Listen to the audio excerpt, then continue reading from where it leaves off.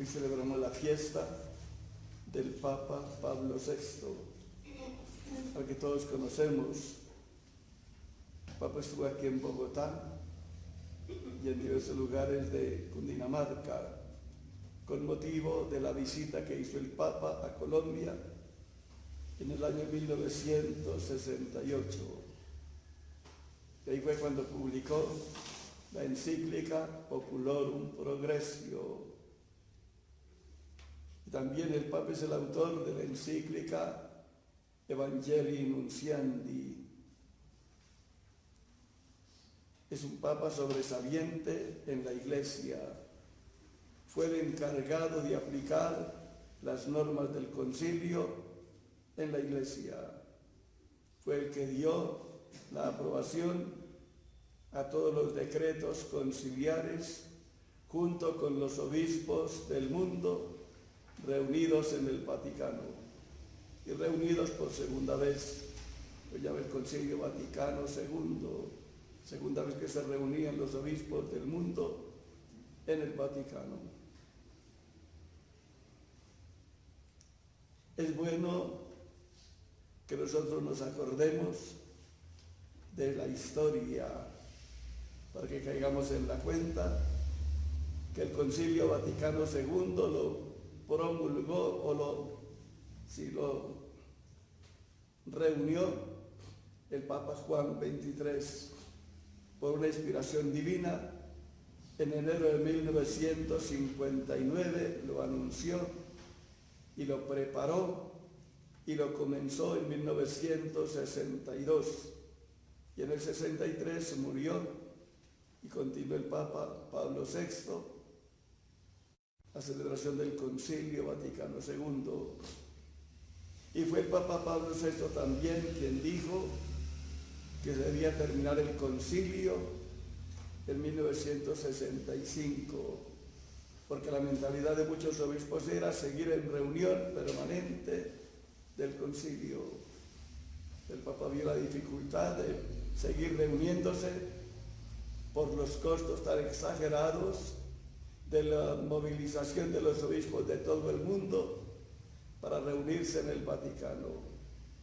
Y de ahí salió también otra organización, el Sínodo de los Obispos. En vez de reunirse todos los obispos de manera permanente y estar continuamente reuniéndose, se hizo un sínodo de cada nación, nombraron representantes para ciertas reuniones especiales de la Iglesia que se hacen como con esa finalidad universal para legislar en favor de la Iglesia de manera universal. Esos son los sínodos de los obispos que están en vigencia.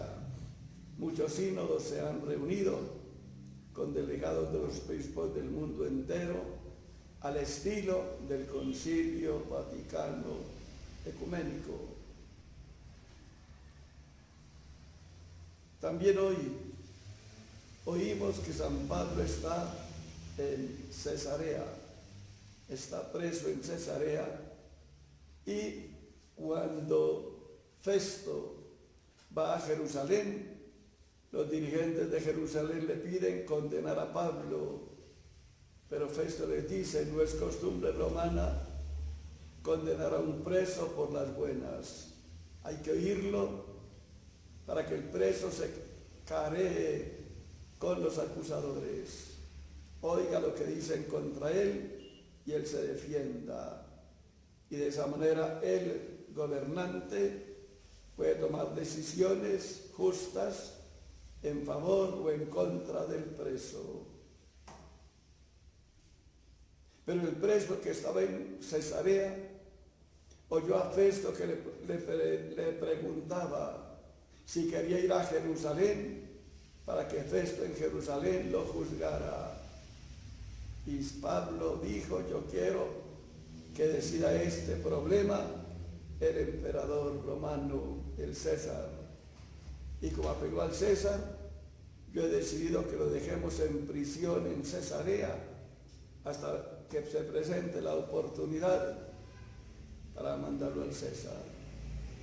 Eso fue lo que le dijo Festo al rey Agripa y a Berenice, que habían venido a celebrar el cumpleaños de Festo.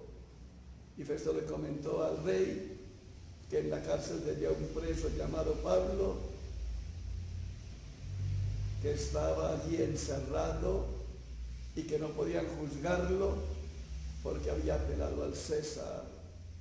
Pero le comentó que el problema que había cuando se reunieron allá en Jerusalén a acusar a Pablo era un problema religioso. Estaban discutiendo por la religión judía y estaban discutiendo por un hombre que murió y Pablo alega que está vivo. Y Festo le dice al rey, y yo como estaba oyendo semejante acusación y estaba yo enredado en semejante doctrina, yo no conozco nada de religión, ni me consta nada del difunto, metido en semejante discusión, dije mejor no, es necesario hacer otro juicio en el que Pablo esté presente y se defienda. Aprendemos otra lección, el progreso en los juicios humanos. Hoy en día, cuando a una persona la acusan, hay un abogado que la defiende, porque muchas veces uno solo no se puede defender, porque no encuentra argumentos. Se nombra una persona que entienda de leyes, para que aplicando las leyes al problema que es del que lo acusan a uno, lo pueda defender y pueda declararlo justo a pesar de la falta cometida. Y eso lo aprendemos, o lo aprendieron los hombres del mismo Dios, porque es Dios el que nos ha mostrado su manera de obrar con los hombres. La carta a los Hebreos dice, por ejemplo, que está establecido que los hombres mueran una sola vez y después de la muerte el juicio. Pero en el juicio que tenemos que responder ante Dios, tenemos dos abogados. Cristo es uno. Cristo es el abogado que nos defiende, presentándose ante el Padre con los méritos de la cruz. Señor, yo morí por los hombres, cierto que son pecadores, cierto que han obrado mal, cierto que merecen la condena, pero yo por ellos he muerto crucificado. Y por los méritos de Cristo, esperamos que Dios se compadezca de nosotros y nos salve. Cristo es el abogado que habla en nombre nuestro cuando nos encontremos ante el tribunal de Dios. Pero también en el Evangelio oímos que Cristo nos anuncia otro abogado.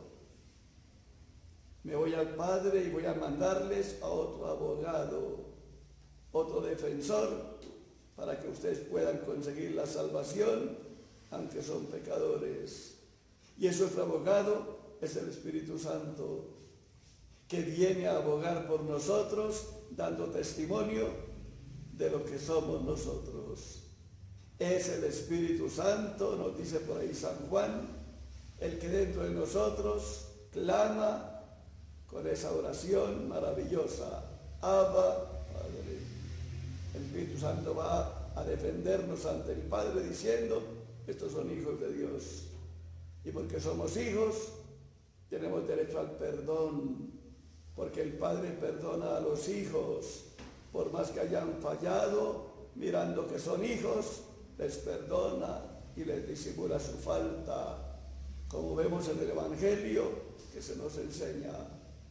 Jesucristo nos habla del Hijo pródigo y nos hace entender que el Padre ante el Hijo, que había malbaratado sus bienes, cuando el Hijo viene humillado y todo, sin nada, despojado de todo, en la miseria, el Padre lo recibe, lo acoge con cariño y le perdona el pecado cometido. El Padre no piensa en lo que el Hijo ha perdido, piensa en lo que vale el Hijo. Y vamos a la diferencia cuando oímos al hermano mayor que reclama al Padre porque hace fiesta por el hijo calavera. Tu hijo malbarató los bienes, los derrochó y vienes sin 5 y los recibes. Y el padre se entiende es que yo no quiero los bienes, lo que yo quiero es a mi hijo, porque mi hijo es el que vale, no los bienes. El hijo está por encima de los bienes de la tierra. Y otra idea, aprendemos entonces el valor del ser humano. El dinero ciertamente sirve, el dinero ayuda para vivir humanamente, pero el dinero es el ser humano. El hombre vale más que todo lo creado, porque el hombre es el rey de la creación, el hombre es el dueño del dinero.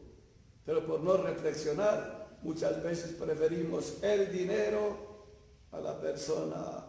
Lo que más vale son las cosas, la persona no vale nada, y es al revés. Lo que más vale es la persona.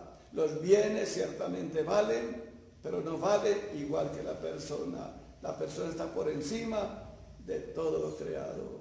El hombre es el rey de la creación. Y hoy día aprendemos en el Evangelio de hoy. San Pedro negó a Cristo 3 veces. Y Cristo quiere que repare las negativas. Y por eso 3 veces le hace prometer o le hace hablar del amor que le tiene. Simón, hijo de Juan, ¿me amas más que estos?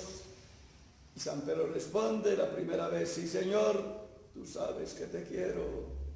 Y una segunda vez le pregunta lo mismo. Y San Pedro responde, Señor, tú sabes que te quiero. Y le pregunta una tercera vez. Y San Pedro, todo triste por la insistencia en la pregunta, le responde, Señor, tú lo sabes todo. Tú sabes que te quiero. Cristo responde, o Cristo pide, la triple reparación de la triple negativa. San Pedro dijo 3 veces, a ese hombre no lo conozco, no sé de quién se trata, no sé quién es. Ahora Cristo le pide que repare esa negativa con la profesión del amor que le tiene a Cristo. Y no, otra cosa, Cristo no es el hombre rencoroso. Razón que Oseas dice, yo no soy hombre, yo soy Dios. Cristo, aunque es hombre, no se queda en la naturaleza humana para fomentar el rencor y la venganza. Cristo se muestra como Dios ante San Pedro. San Pedro lo negó 3 veces y Cristo le había prometido, tú eres Pedro y sobre esta piedra edificaré mi iglesia. Y Cristo no se venga de San Pedro y lo destituye y nombra otro. Cristo conserva la promesa hecha a San Pedro, tú eres Pedro y sobre esta piedra edificaré mi iglesia. Y a pesar de la triple negativa, lo conserva en el puesto. Y hoy le insiste, apacienta mis corderos, apacienta mis ovejas, apacienta a los dirigentes y apacienta a los dirigidos, que es el oficio de San Pedro en la iglesia y que es el oficio del Papa en la iglesia, porque el Papa es el vicario de Cristo como San Pedro, pero es el sucesor de San Pedro. San Pedro hizo las veces de Cristo y gobernó la iglesia, pero San Pedro murió y hay un sucesor que es el Papa. Él gobierna en nombre de Cristo a la iglesia. Aprendamos entonces la lección recordando lo de Oseas. Yo no soy hombre, yo soy Dios. Yo no soy rencoroso, yo no soy vengativo, yo soy Dios. Si reflexionamos, nos vamos dando cuenta quién es Dios, que es lo que tenemos que lograr, según lo dice Cristo. En esto consiste la vida eterna, en que te conozcan a ti, Dios verdadero, y a tu enviado Jesucristo. Si esto lo meditamos, se abre el horizonte. Cuando con Dios nos encontremos, hay esperanza.